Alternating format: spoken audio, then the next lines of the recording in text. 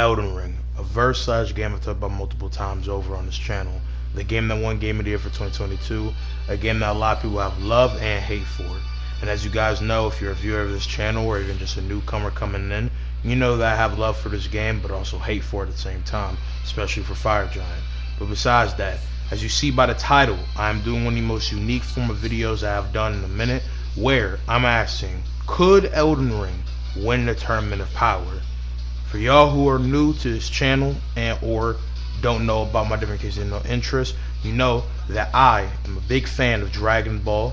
Dragon Ball is my favorite anime. Goku's my favorite character of all time. And most importantly, I have big love for power scaling and anime and multi other crossroads of fiction, with that being said. But when it comes down to this video, I'm going to be explaining a little bit more deeper about the Tournament of Power. For those who don't know, the Tournament of Power is a tournament from Dragon Ball hailed by the omnipotent child known as Zeno, but ran by his grand priest, father of all the angels. They're all a case of different assistants and workers for him, pretty much, and pretty much testing is these individual universes that fight within it, being universe 2, 3, 4, 6, 9, 7, 8, and 11, the strongest deemable, universes to be the higher credit. In this, we're going to be mixing a bunch. In this case, I plan to have all 12 universes of Dragon Ball actually compete with their own individual fighters and their capabilities, possibly, in depth or bigger than ever type shit, you know what I'm saying, in it. But as well, tie with having obviously Elden Ring, like in the case of the Tournament of Power, pick from their top 10 greatest people to go about fighting in it. But at the same time, one of the unique things I have planned with this video is, in the case of the recording mixed with the editing, is going to be me and a few chaps of mine, aka friends, discussing the idea. As I've seen that when I discuss this idea by myself, right, it is a very long-winded type thing. Even if I'm speaking a lot of facts and talking about a lot of in-depth things, I want this video to be very unique. I want it to be a video of a lot of the most unique renown. So with this being said, in this video, unlike my others where again is just me talking a very long sense thing, I'm gonna be explaining everything in the case of the audio, having to try to be as concise as possible when I do it. How with explaining some things, telling you the team members, explaining the rules, explaining the situation, explaining everything that needs to be had. I hope you guys will enjoy it. I can't wait to go ahead and get into it. I love y'all. Appreciate y'all for watching. If you're new here, like, share, subscribe, comment, whatever it may be. Regardless though, I appreciate you. Let's go and get into it. Very good game. I picked up. But yeah, I'm here with my three lads with this being said. Got Clips 101, Denson got Wolf in here with this being said. So as you see by the title of the video and what I discussed in the intro of it, this is if Elden Ring would be in the Tournament of Power, or could Elden Ring win the Tournament of Power, to be exact, you know what I'm saying? And I'm gonna be, discussing a lot of things that need to be talked about in it. I hope you guys enjoy it. And before I get into it, does anyone in the call that we're talking about right now have any questions for me?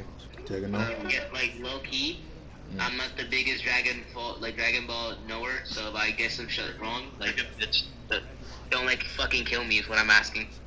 Don't hunt my man Wolf down, yo. I swear, if anyone here says anything wrong, I swear they're gonna try to torture this man's whole family, trying to Malcolm X him. That's terrible. But nah, on the road. Ironically, yeah, they probably would do some shit like that. But ironically, Dragon Midpool. Crazy statement. Crazy statement. Yeah, type of thing you don't say to the card. man setting himself up for Hitman time. Wait, but can't I ask you for help though, Wolf? The fuck? What am I supposed to do? My man only has so many tight resources, bro. Bro, nah, for the people watching this, bro, this man just the type motherfucker, when he sees Namor, he'd be like, yeah, you can help me with the cartel. Like, what? Stop. What? No, bro, what am I supposed to do? I'm gonna be for Namor. You got Colombian, dog. Do something. I am not Colombian, and even if I was, I was like, fuck. You're something in that area. Same thing, bro. I'm racist. Leave me alone. Bro, you're associating this man with characters from Snowfall, bro. What are we doing? I ain't gonna lie, we go I ain't gonna lie. Nah, anyway, the full competitive discussion, right? Don't worry about Jensen being schizo. So, to go ahead and discuss what this is, this kid's idea, and give a synopsis, is again on the title of the video. Could Elden Ring win the Tournament of Power? Now, the Tournament of Power, for the three people here who are a little bit more in aggressive knowledge about Elden Ring and, decent possibly know about power standards, as in they of fun, just talk discussion videos I explained in the intro. But simply put, the Tournament of Power is a tournament held by Zeno, this omnipotent child that wanted to host a tournament of his universes and see who's the strongest. Now, he excluded some universes based on their mortal count because basically to try to make it fair. There's also like those universes are held to be a lot more stronger. In this version of Tournament of Power, this is going to be the second one that hypothetically will actually happen in lore, as it actually has not happened yet. We'll have all 12 universes have stronger versions of our iconic main cast of people of Dragon Ball, aka Universe 7. So in Universe 7, you'll have a peak Ultra Instinct Goku, you'll have Ultra Ego Vegeta, you'll have Beast Gohan, Orange Piccolo, everyone else that was on the team before, keep them there. Arguably, you have Black Frieza, you know what I'm saying? All that shit. That will be on the team, and everyone else with their experience and accolade and recall of what happened in the first Tournament of Power will be here. Now, in the case of our actual, group chat / the case of our call, I showed in the entire, thread the rules and a bunch of stuff to take into consideration for not just what's going to be shown in the video and screen as I'm talking, but also in presentation for obviously, us to understand things. So I'm going to break it down the best synopsis I can. In the Tournament of Power, because there's going to be 12 universes, including Elden Ring, which is going to be the 13th, I'm going to explain why and how the universes are going to be fighting and correspond with this, what it is, and possibly give a little bit of plot to this, you know what I'm saying? So basically how the tournament would even come into face of Elden Ring is the fact that Zeno wanting to make things more spicier himself, or the Grand Priest, who's the father of the angels, aka father of Whis and all that, the people that are over demonstrably the gods of destruction, right? Would request that Elden Ring, aka the Golden Order, the Greater Will, participate in the tournament. Now, it's been discussed multiple times that, Zeno can only do this because he's the ultimate powerhouse and he would threaten to erase them, which for Elden Ring, he could easily do. But obviously, with the hypotheticals of, I don't know, if Marvel could win a Tournament of Power, short answer, yes. Right? Obviously, they could deny him and, not even give a fuck, you know what I'm saying? They could Big Chin meme that man if they wanted to. But for this, it would be in the best interest of the Elden Ring verse if they would actually, tame themselves / submit to his means and go cordially with it. So it would be in the interest of the Golden Order, aka Pacific, Queen Medica, and Radagon, by the commission of the Grand Priest of Zeno, to have 24 hours to pick their best people of their universe for this. As each universe has 10 fighters, yeah? And the 10 fighters are all going to be the best people for multiple different things. I've picked the 10 fighters to represent Elden Ring, and these are going to be the best type of fighters. Case of, powerhouses, great intellectual minds, people that can make space, and most importantly, have experience. Now, when it comes down to how it will work, no one dies in this tournament. Killing is not allowed. And I'm going to explain how that's going to work for this, because I know at face value, the people watching this and my, mates in here, that sounds like a wild thing. I will explain that. And if you have any questions, interrupt me, because obviously I don't want to just be my mother the king speech timing. But yeah, but simply put, if you get eliminated, it's either getting knocked off the arena, and y'all see what the arena looks like. That's where they're going to be fighting. They're fighting in a void. It's an infinite void. There's time because the tournament is 48 minutes. I repeat, it is 48 minutes. But because it's in a void that distorts time, which technically isn't a disconfigure of time, because let me make this clear, you don't cease to exist if you don't push past the threshold of time, to basically say the least. But still, 48 minutes in this is equivalent to hours. It's a very long time. The tournament pushed to 5 minutes in actual Dragon Ball Super if you watch the anime or read the manga. So it's a lot more bigger than what it is shown. But if you get put in a critical state of mind, the best interest of any person that puts you at a commission your opposition is to either knock you off. If you get blicked with a very harsh pen wound, right, you most likely would get teleported and spiritually for half a second deceased and get exhibited to the audience ring, which the audience ring is not just going to be your teammates for your team, but also your entire universe watching. So anybody of the Elden Ring verse can watch this tournament because it's in their best interest, because if they lose, their entire universe gets destroyed. So they can have people there that are going to coach or maybe help them. You know what I'm saying? So, yeah, that's kind of like how it is. But that's just an, again, reasonable record of like talking in regards for it. You know. And Why is my mic not being complimented, Ho Wolf? You got something to say against me? Like, no. Blam out of the arena, aka you get dismissed. That is a multi-case thing that happens in this because so much shit is going on. It is a free-for-all, and there's a bunch of different, construction and shit going on. But in that thing where, you get wounded so badly or you get spiritually desecrated and also top of just getting knocked off, that is the ways for how people can win. The other rules that follow is that you don't have to eliminate everybody. If you can outdo the time of everyone else that has been knocked out of the arena, / you can basically outlive people, you can win for your team. You also, if you have more people than other teams of universes, you can win. There's obviously the fact that if you just best everybody, you win. There's also just the fact that if the arena is destroyed, which almost happened in the original Tournament of Power, then you win. But again, that's just examples for how the rules are going to work. So with the rules set in place, with the objectivity put into place, synopsis and plan, I'm taking we don't have any questions. Time to go over the 10 members of Elden Ring and discuss a little bit of some power scaling. In this entire thread that I have with my 3 mates here and technically case with others, I've shown multiple scaling and different hypothetical talks to be had when it comes down to the power scaling, and jokes aside when it comes down to these characters. Now, obviously, if you're a fan of Dragon Ball or anything of that sort, you know a Dragon Ball scales in multiple whoppy-doo things.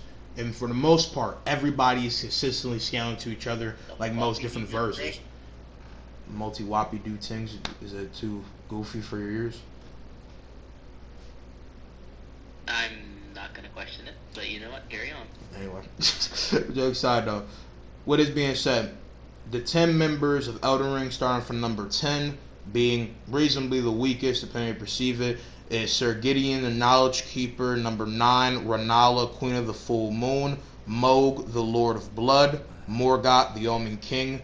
Warrior of Warriors, Horlu. Number 6, Mesmir, the Impaler. Radon in his older prime. We have Melania, Blade of Mikola, considering Goddess of Rot, and that also goes for the other phase to forms of the characters, was being said, but all in prime. Number 2. This mic quality is like so fucking amazing. I can't tell if you're being sarcastic or not. I'm being very sarcastic. Like, what? How could I not? He's cutting out every 2 milliseconds. My bad. Sorry. Very interesting points, King. I've loved hearing your articulate opinion, and it really does fill me with further influence. I'm not actually. Y'all see what I'm saying? Y'all, I got interrupted in the mix. I didn't know that they could hear. Most likely for this recording session, like shit, y'all can hear me in the actual video. So I'm hoping that y'all heard me, you fucking nicks. But I'm gonna say it again because I think it's because I think it's because I was covering my microphone. What is this level? Lust climax? What level? I'm sorry. I'm climaxing it. I'm climaxing it. Anyways, can Wolf, you a freaky ass dog, bro. What? No, I'm not. I ain't do anything. What do you want about? I ain't say nothing. W gaslight. All over the place. Wait for that documentary. Okay, and I'm bad, right? And I'm the bad guy for saying what I said, right? Alright. Yeah, of course, Yeah, bro. because I didn't say anything. Exactly. You just said you were gonna. You know what? Let's just carry on. No, stop. The person that would pretty much staple the power would be obviously the Tarnish, as he defeated all of these people or scale over them, regardless of the case. And I talked about it multiple times. The Tarnish should be scaling from lowest end multi-solar system level because he perfected against Radon, who even in the draconic state 69 brain cancer state was still able to uphold and hold the power of the stars to the fullest content. And with the fact that he, at a young age, was defeated by Morgott and multiple other people have defeated and or stood tall in the mix of scaling to him or to people like him, would make that be pretty consistent. Now, when it comes down to his actual full scale, he would be scaling 4D to deliberately, universal And it goes for multiple reasons, as he's the only person that scales to the highest record. But it's the fact that he defeated multiple people that hold or are beyond universal concepts, like outer gods, things along that. You know, you have a bunch of different scans that I've shown on screen with, like, Ronnie, for instance, who created universal pocket dimension, which again is a universal thing, obviously, that he surpassed. And this being the fact that he's stronger than Ronnie, he defeated somebody that's also stronger than Ronnie. And the fact is that he would have to perfect beyond the limitations of it, because obviously the fact that Ronnie made this pocket dimension in phase 2 with Renala, right? That would make him be beyond that. He also defeated Placidusax, Baal, obviously the greater will, a conceptual being that represents life in the lands between, which is way more bigger than what is shown. So in that case, that would make him easily universal. But what makes him so strong is the fact that he can have multiple arsenals, hacks, capabilities, weaponry, and things along those lines that make him dubiously way stronger and creative than others. It's also just the fact that, you know, with him defeating Placidusax, a dragon that is beyond time and space, and just by existing distorts time, even with his skin, which meaning that whoever can harm Placidusax or is beyond Placidusax narratively, including the Tarnish, would be hitting someone that's able to distort things on a fourth dimensional level, aka being beyond time, which is, you know, an infinite to inaccessible speed feat. It is obviously universal plus, because you're scaling beyond something that's bound to the universe, which again is consistent. So yeah, pretty much it. And all outer gods are considered to be threats to not just the lands between as a core, but also argument to be threats to the Earth Tree, which is life. So even Fire Giant is actually universal when he uses the Fire God's powers. I know, crazy. Fuck that fat Fire fucker. Giant, bro. Crazy. For real, hey man, I would die on the hill that Fire Giant is the worst designed boss fight in that entire game. Big ass bastard is able to barrel roll. No, it doesn't make sense. Fat ass pig, yo. Hashtag fuck Fire Giant. Spam that shit in the comment section. I know I'm like 25. I'd beat that guy in a fight of real life. I'd beat that guy in a fight of real life, I swear to God. Me when I fucking lie? Me when I lie? Hello? What fight? He's gonna step on you and just call it a day. Like, what are you on about? I think he'd bet if he was a kaiju. He wouldn't just fucking like stomp on you slightly. Well, likely. He gonna be the real Tarnish. Joel is not I don't change that. Don't change that. He's too tall. He's too short to be a Tarnish. Actually. Crazy Like, is that dick suck? What do you have to be a tarnished? like 5'7" at least. I'm both 4'10", so I don't know. Crazy. Who's 4'10"? I don't know how tall's Bok? Because like you'd be about his height. I think Bach is like 5 foot. Bro, I'm 5'5". Okay. I don't remember asking. So, like, what? Is it lace? Me when I fucking lie, anyways. That's literally you. Moving on. When I got X.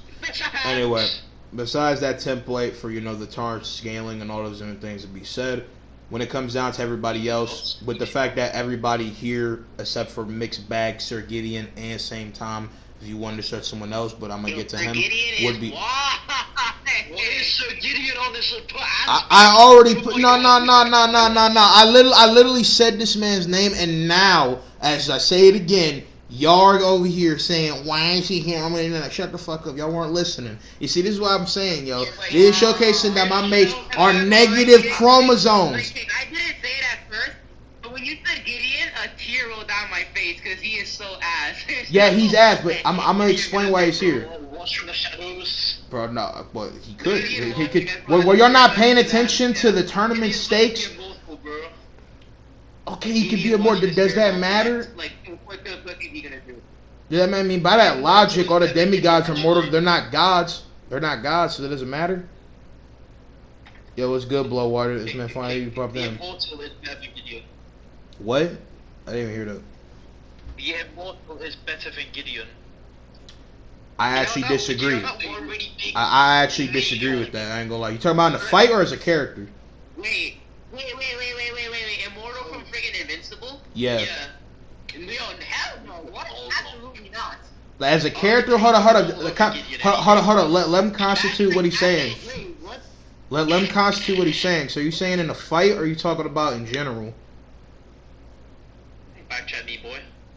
That don't even make any sense. All right, whatever. Stated before to mix a deal, and obviously what's shown in our thread for my mates here and shown on screen. There obviously is no weapons, but Zeno and even the Grand Priest has made it clear that weapons that are magic tied to your physical capabilities, are biological or different ways that add to your powers, they conjured or channels, right, are allowed, and or they're not form of physical weapons that divulge from the entertainment. But you can convince Zeno, because remember, Zeno is basically a 6-year-old omnipotent god. You can convince him, hey, yo, just let me have these weapons and I'll pop off. So if Queen Merrick and Radagon are smart, or you even Elden Beast, the Greater Will, and make it clear that, listen, any of the people that have weapons technically are not weapons. Like how Mjolnir in most adaptations is not an actual weapon, it's a channel of what Thor can do in potential. So just to make this clear, Horlu obviously doesn't have his weapons and obviously doesn't need them, and Radam I thought will be allowed to have all his equipment because they all channel to something of his capabilities, or again, it's entertainment, right? If Zeno's fine allowing cyborgs, people with protrusions, people that can make literal weapons out of their skin, needles, poison, guns. A motherfucker literally took a bazooka out of the air and destroyed half of the fucking arena. Like, if he's allowed to do that, right, he'll help the team more. Obviously, Radon doesn't need that, but I think if Radon didn't have no archery, he had no pillars, he couldn't use his Star Scourge blades. He can't have Leonard, obviously, but obviously he doesn't need him because he has feet. But again, it's like, if he doesn't have all that, he can't do a lot of what he can do. But no, this is in his prime. It's fucking, it's Prime? Like the one from the DLC or what? Well, no, it's not younger. It's his prime older version. Because the one in the cinematic, that's Radon if he was just older. Like that version, that's his prime. So I was full saying. I was going to full say that Radon with his arsenal is going to be crazy. Now, with his swordplay, he's a very good warrior. I think his only problem might be his pride, like his honor. Like, I feel like if somebody was weaker than him, he might be trying to be too much of an audience in this fight. The reason why Conquest lost to Invincible like shit, I think that might fuck him over. That goes for Godfrey too. I think he gonna be very versatile. Like, dropping stars, meteors, bombs. Like, he gonna be crazy. Gabriel Ultra Kill. Like, he gonna be crazy. And then, like, Melania should be leader just because her accolades, you see in the thread, I mean, Shawty was walking down the lands between. She don't get tired. She don't get nothing. I think that Melania... She really stepped into fucking Canada with her guys and most of them died. Wow, no. Bitch. Hold up, okay. Too many people are talking at the same time. Alright, number one, she didn't walk in there and most of them died. That was a big proactive war. Now, she basically was the last one standing, but even with that, that wouldn't take away the fact that she still showed great prosperity, because there is a scan that will show on screen, and I've showed in this thread that shows that the co-director / producer with Miyazaki said that if Melania was not tired and battered, she would have actually either had the same fate, meaning to Blossom, or she would have decisively defeated Radon. You can check that out yourself. And for anyone saying this, I know that everybody in the Shadow Ring was fighting, but Radon was more physically equipped. And regardless if you think Radon held back because it's his family member, they had past, talks, and the fact that Radon is a nice, cool guy. It didn't take away the fact that he was more physically able and she was not. So the fact that he lost and she was tired and injured, I ain't gonna last kind of L. Also, she holding back the little fucking cosmic. I mean, does that matter? Can you please stop saying Ultra? What does that do anything? Anyway, back to the point. What does that do with anything? What does him holding back the stars have to do with anything? That'd probably take a lot of power to do that, and constantly. I mean, I respectfully, I don't really see it because of the fact that, one, holding back stars doesn't really constitute power difference. As he defeated Astel, the Star Scourge Beast, and all those people pretty easily, right? And like that's some solar system scaling, they make nebulas and stuff. I don't really think that matters. It's also like I don't really see that helping.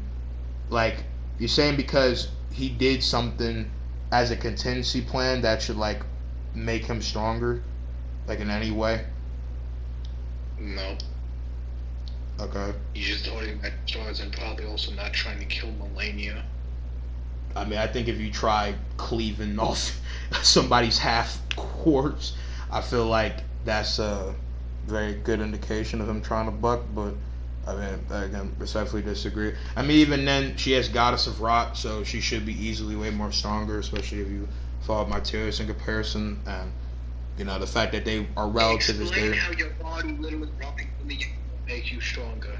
Elaborate. Well, no, I can elaborate because the rot isn't actually killing her. I mean, she's been able to be resilient to all of that. Holding back stars in comparison does not constitute anything because the stars don't help, and that's more of a limitation put in his aerial combat. He could just unwind anytime he wants. Because in this tournament, he could actually do that. He has no consequences. Because Radahn, out of all the people, would be trying to save his home the most.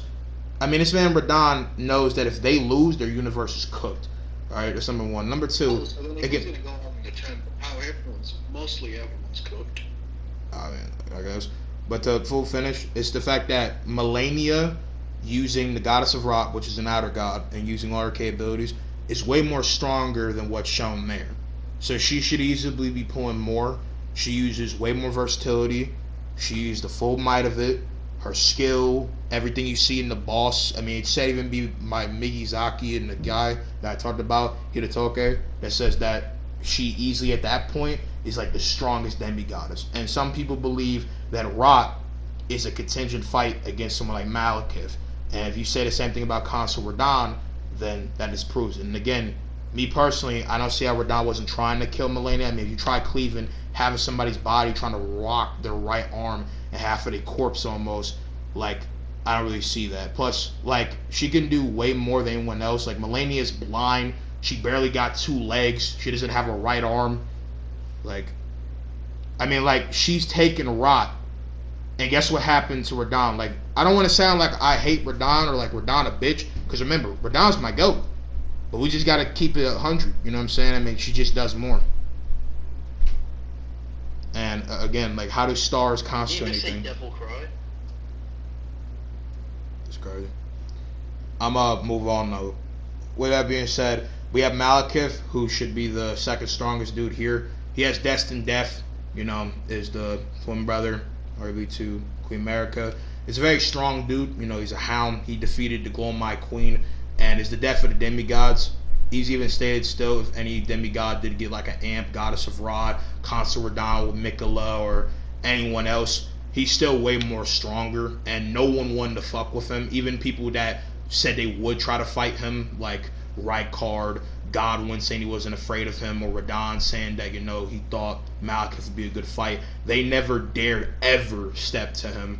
And the fact that he has Destined Death, which should be beyond everybody here's comprehension except for one, would just make him ridiculously more powerful. Now, the reason why him wielding Destined Death / this weapon would not be considered illegal in the tournament is because since his weapon is a conjurer of physical prowess, aka it's more of a, soul thing, because he is Destined Death incarnate, that is different. It's also the fact that when he hits anyone with Destined Death, he wouldn't erase them in the perimeter of the tournament. He would just send everybody to the bleachers. So he basically got a one-shot coming. The problem is that obviously Malekith, even with all his skill, wisdom, and other stuff, is kind of a loose cannon, and I don't think he will listen to anybody, about different plans, depending on how you perceive it. Because how I perceive it, Malekith is a crash out. Like, even more than Godfrey. I feel like if Malekith gets a chance, he coming for everybody. Even like someone like Jiren. That's just me though. But then next we got a Tarnish, who obviously, with being the strongest of them, has all their capabilities, all their hacks, has the superior speed, got everything in the book. And that should just, verbatim make them be the most craziest person ever. You know what I'm saying? So, Yeah, that's all of Elden Ring in itself. Now, before I talk about hypothetically, how I see the tournament going and what happens with, characters, anyone have anything else they want to add? Take that as a no. No. So in the tournament, how I see things going. If they play to the smarts, where Melania is the leader, as I feel like she's the most strategic to do it, right? I feel like she would ask basically people to be in 2 to 3 squads, everybody the best combo with each other. To me, the best people to do that is like Radon comboing with his mama. I think Melania and Mesmir are going to be unstoppable. Moog and Morgott don't need no help. Sir Gideon stay in the background and be analyzed, take some notes. I think that Godfrey ain't really going to listen, but he going to take into consideration, because I don't think Radon, and Godfrey in character would want to listen to Melania, not out of like disrespect or quarrel, even though I think like Radon and Morgott don't like each other, but this is the fact that they just hunger for a fight. They're like battle beasts. They crash shots, you know what I'm saying? They gooning for this shit. I think that Malekith will listen, especially because Queen America probably told him, hey, I'm going to need you to lock in, bro. And so they're going to be putting in work, you know what I'm saying, on most of the people. Now, for your knowledge about Dragon Ball, before I put my 2 cents, because I know I've been yapping, right, and we've been here for an hour. What do y'all think is going to happen in terms of, like, what y'all think going to happen? Who putting in work, who not putting in work, what's happening?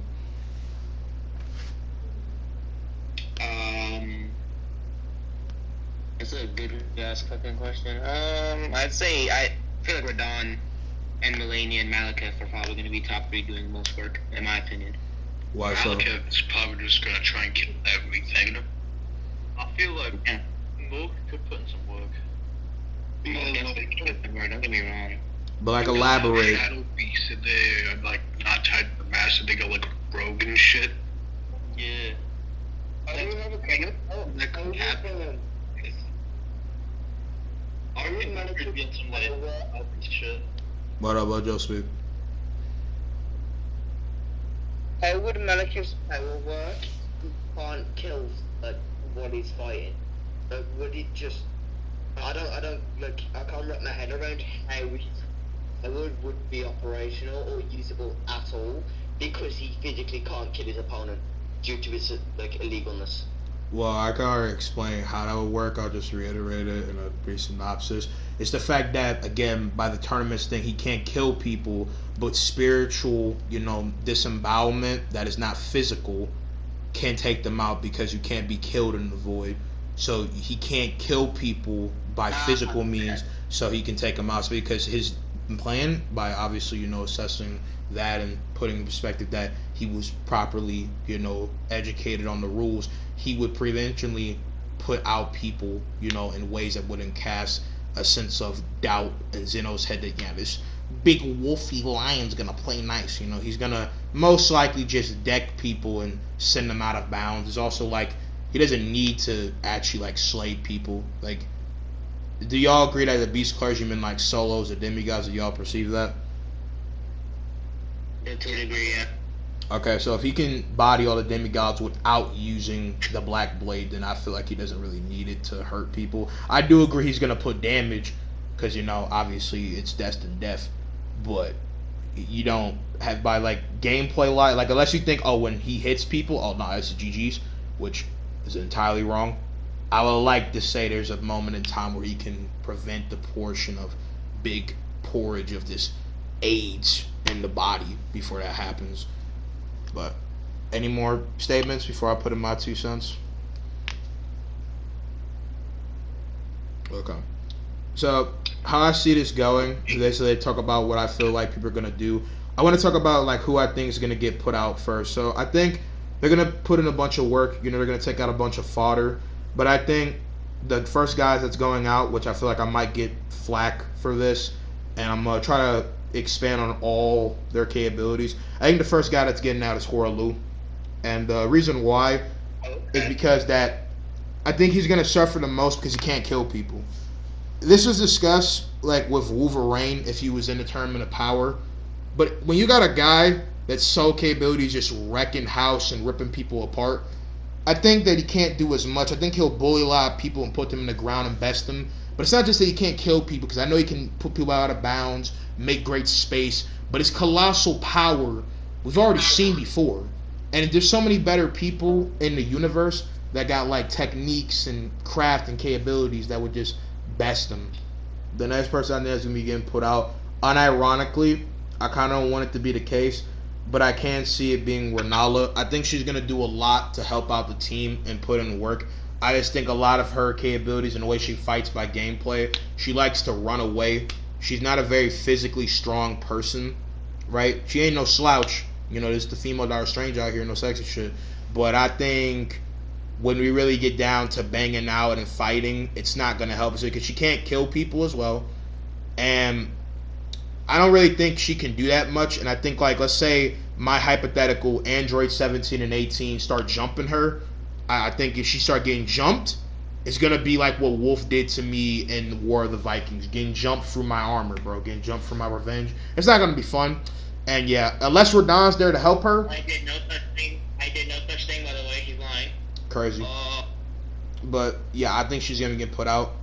And then the next going out is, unironically, I think Mesmer. Now, it's only because of the fact that I feel like Mesmer, regardless of what he can pull, just doesn't have the efficient, suffice to say, capabilities to best everybody. Now, he's very skilled and his flame will be very heavy, but anyone that's faster like Dispo, way more physically stronger like Piccolo, and just people that got greater capabilities, I think would best him. And I said, that I think that Mesmer would get bodied by Frieza in my, Mesmer vs. Frieza video, and that's because I was ignorant, and I do think it's a lot more closer than what I dubbed it down to be, even though I think there's arguments that you could say, depending on how consistent you believe things are, that yes, arguably Mesmer should best him.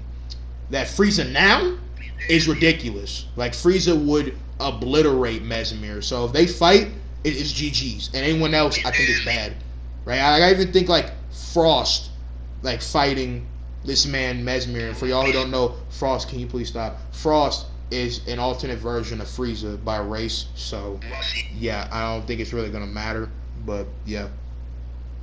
And if I had to say about, like, anyone else, I think, like, the lasting people can stay for a very long time, but I can see reasons why they get out.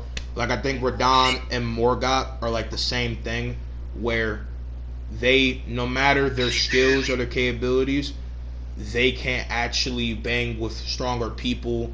I feel like they might get too overconfident, or someone might play around with them. Check the Discord real quick. Okay, I can check this when I'm in the middle of this speaking right now. Stop slamming that in the mic.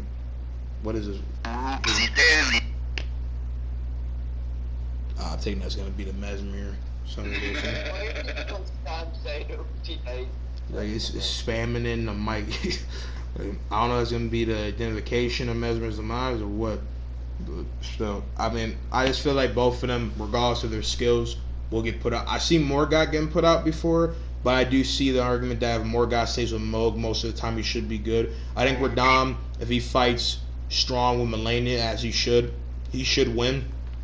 But I think he might get overconfident and fuck around. And him or Horalu, I feel like if he sees Jiren, who's a very strong individual, who I've shown his feats in the chat, this guy is cracked.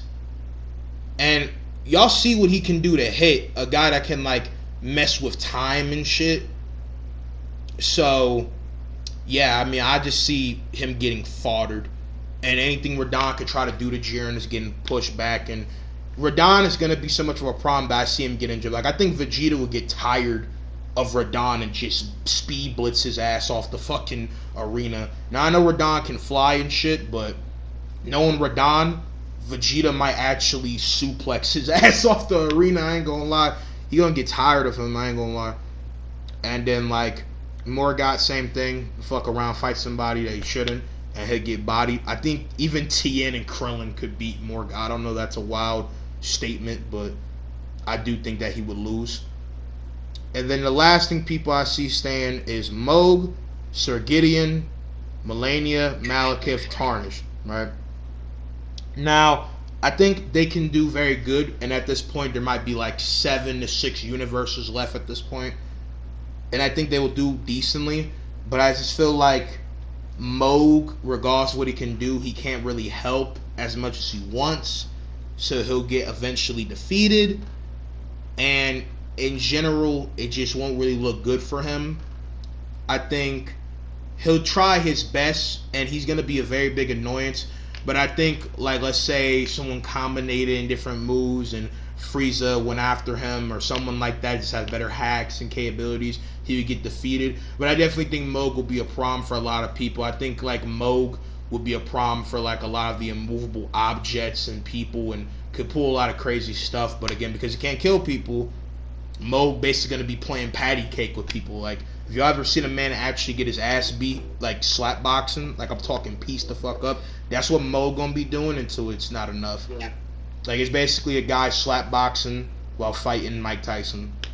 It's time to wrap it up, gang. That's pretty much all that's gonna be happening. I then think that, like, Melania or Sir Gideon could get out. Sir Gideon's only here because he analyzed, and using all of his hacks or what he can do will be fine. But his hiding's gonna get enough of I feel like, knowledge, pun intended, and or just discovered, and get very much more opened up as different plays of things happen. And I think Sir Gideon, with his personality type person, to get on the nerve of, like, Kale, aka Khalifa, who could turn into Kefla, and they'll get his ass up out of here. I mean, everybody that sees Sir Gideon is like, let me actually get on this old man. And he's getting cooked.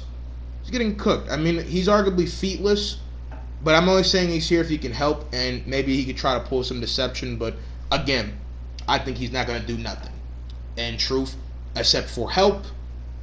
Maybe give some experience, help get some people out of here, trickery, and that's really it. Sir Gideon is Odin if he didn't have hands.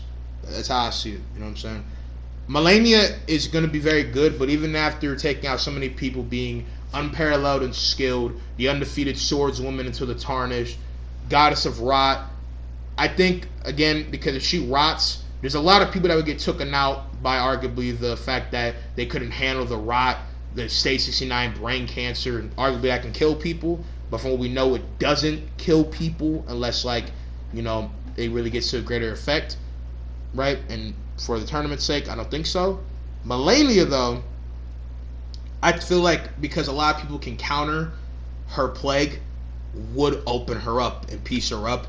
And I think if she really is that much of a skilled person and does too much, she would get biased. Because I feel like there's an argument, if Jiren or anyone feels like she's actually going to do something devastating as rot, Topo, a guy who's like having god energy, could defeat her.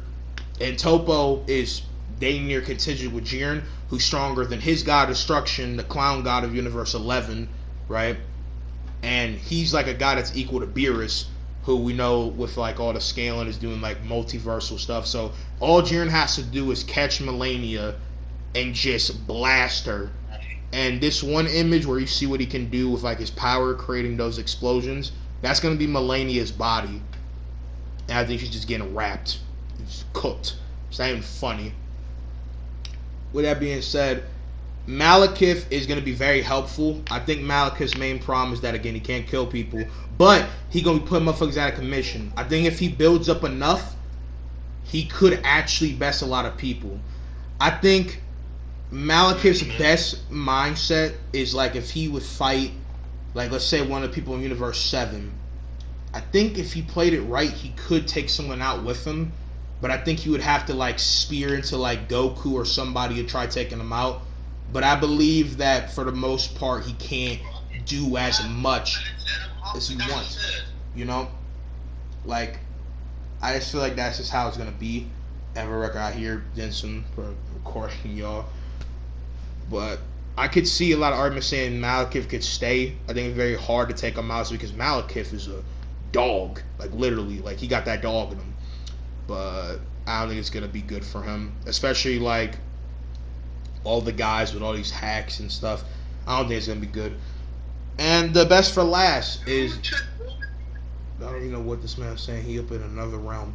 The best for last is the Tarnished, and the Tarnished, obviously being the strongest, has all these capabilities and stuff. And this is where the arguments of like, if the Tarnished could solo Dragon Ball, beat Goku, all that stuff comes into play. If you ask me, I believe the Tarnished is going to be a fly that's going to be so fast, so crazy, so strong, hits like prime George Foreman, hits like fucking Ivan Drago from Rocky, he gonna be crazy. Like, the Tarnish will do a lot, and he'll be very intimidating foe. And if he did what every other of his teammates did and really pull crazy shit, I feel like it might work. But Goku's Ultra Instinct, the superior power of Vegeta, all the skills, all the hacks, the fact that the Tarnish would be the most annoying dude. And I think when the Tarnish is the last dude standing, I feel like you got to play a lot of mental gymnastics. I feel like there's an argument. You have to be intellectually dishonest to say that the Tarnished can best 6 to 5 universes all by himself. He got to face 50 people. You telling me the Tarnished is winning a 1v50? Nah, I don't believe that. I really don't. Like, if you think the Tarnished is faster than everybody, because let me just clear that there's an argument that, like, Dragon Ball is barely pushing beyond Infinite. If you want a low ball, I think Inaccessible is pretty consistent, you know, for higher up people. He would just be running. And I don't think it's really going to matter. I don't think he's going to get out. I don't think he's going to get defeated, but he ain't winning. So, in conclusion, yes, Elden Ring would do good in the Tournament of Power. Would they win? No. But if it helps, I think the Tarnish beats Krillin. That helps. Well, that's going to be the end of, you know, the discussion. Hope you guys that are watching enjoyed. Hope that you guys enjoyed the video, and everyone else here, you know, being Clips 101, Jensen, Wolf, Bloodwater, whoever, enjoyed the video, you know what I'm saying, when it comes out, and Todd, you know, enjoyed the discussion. I appreciate y'all for listening. I appreciate y'all for joining. Before I go and end this, do you guys have any opinions you want to say, any questions, or shout yourself out? You guys have anything you want to say? I'd say Elden Ring is low-key washed. For real. I'd say opinion-wise, I agree. No, yeah, I agree mostly. Yeah, I do agree majority-wise. I think that my problem with the Tarnished, which is, I know this is probably explainable in some way, but it's just the amount of builds and weapons the Tarnished can use. I know we're not in this context. Like, it's not all of what he can use is there because of obviously the rules of, like, not using quote-unquote weapons or however you explained it, right?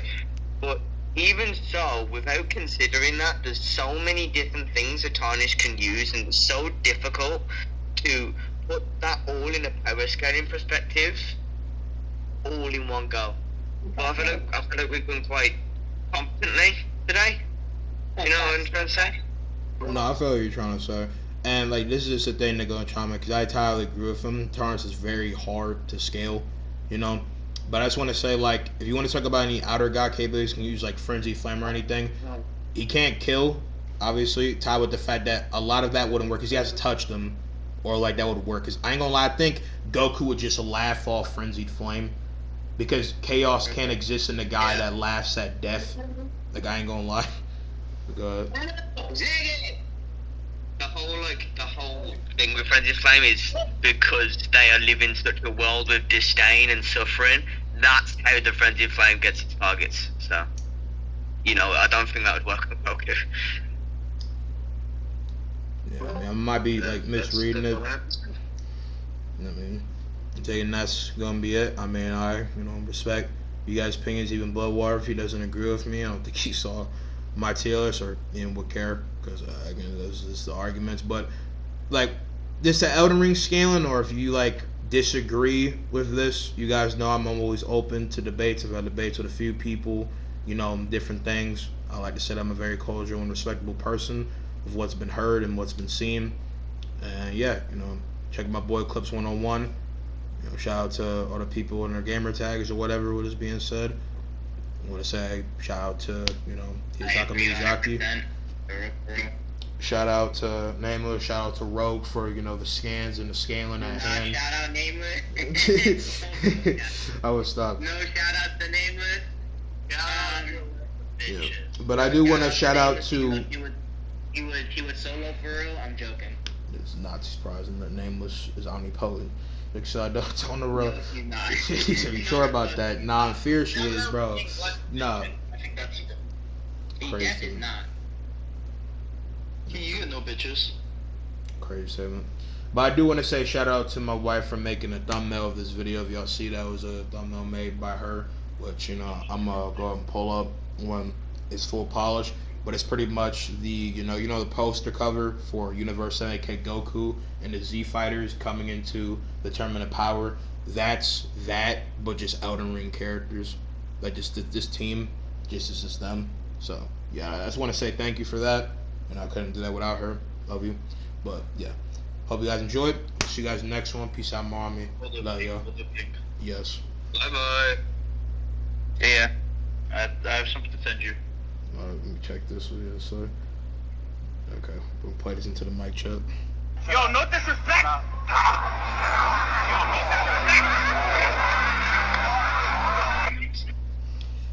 When your girl calls you over at 12 a.m.